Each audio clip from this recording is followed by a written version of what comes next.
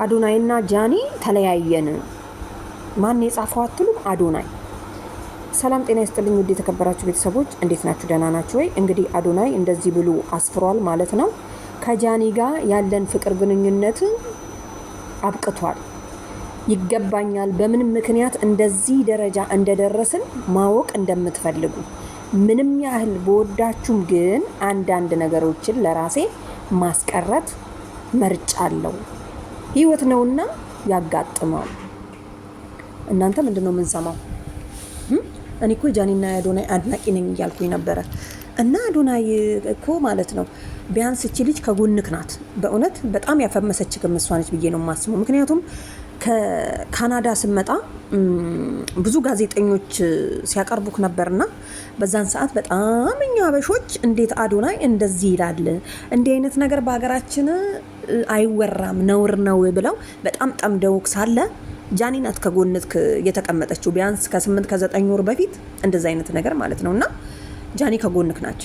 ግን አብዛኛ ጊዜ ማወቅ ያለብን ነገር እኛ ኢትዮጵያኖችም ይሁን አበሾች ማለት ነው እኛ አበሾች አይደለም ሁላችንም ፈመሳውን ሁሉን ነገር ከፊት ለፊት እናሳያለን እንጂ በስተጀርባ ደግሞ የቤታችን ደግሞ ሌላ ነገር ነው ማወቅ ያለብን። ስለዚህ ለእናንተ መናገር አይጠበቅብኝም። እኔና ጃኒ ግን አብረን አይደለንም ይላል አዶናይ። እውነቱን ነው እንዴ እናንተ? ነው ውሸት ነው? እኔ እኮ አላምንም ነበረ፣ ግን ጉርሻ ፔጅ ላይ ገብቼ ሳይ አመንኩ። ምክንያቱም አይዋሽም፣ በጣም ብዙ እከታተለዋለሁ፣ ብዙ ተከታዮች አለው ብዬ ማለት ነው።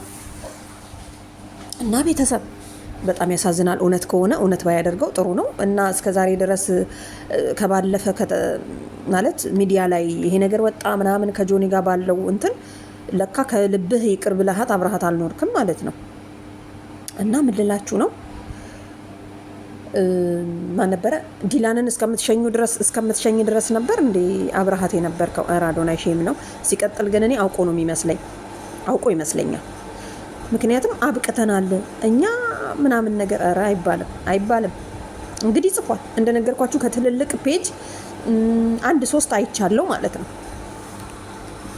በጣም የማምንባቸው ትክክለኛ ፔጆች ናቸው ብዬ የምከታተላቸው ፔጆች ማለት ነው። እና አዶኒ እንዴት ነው ታዲያ እንደው ጃኒን እንደው ኧረ ተው እንደ ጃኒ አይነትማ ጓደኛ አታገኝም። ምክንያቱም ብቻህን በነበርክበት ሰዓት አብራ የነበረችው እሷ ናት። በእውነት በጣም ይገርመኛል።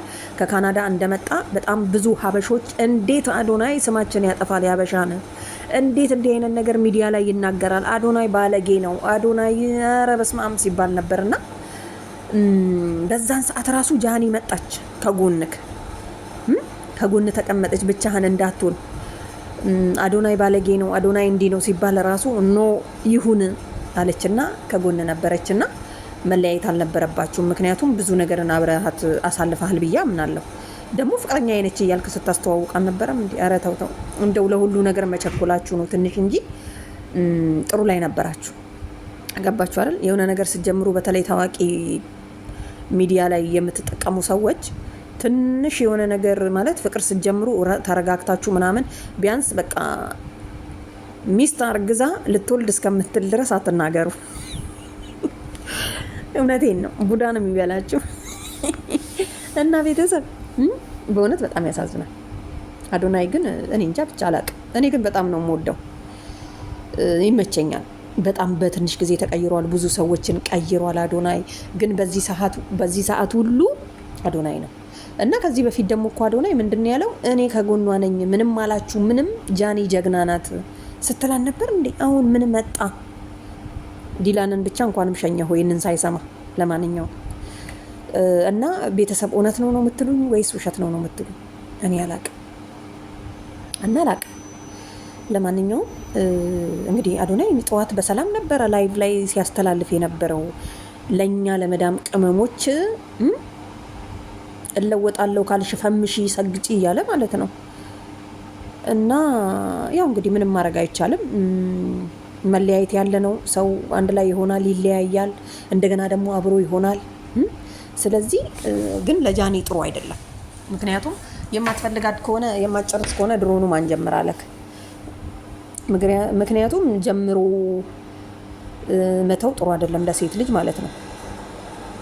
እና ምንም አትሆንም። እሷ ጀግና ናት። በነገራችን ላይ እኮ ጃኒ አዶናይ ቢሄድ ሌላ አዶናይን ይዛ ቀብ ታደርጋለች።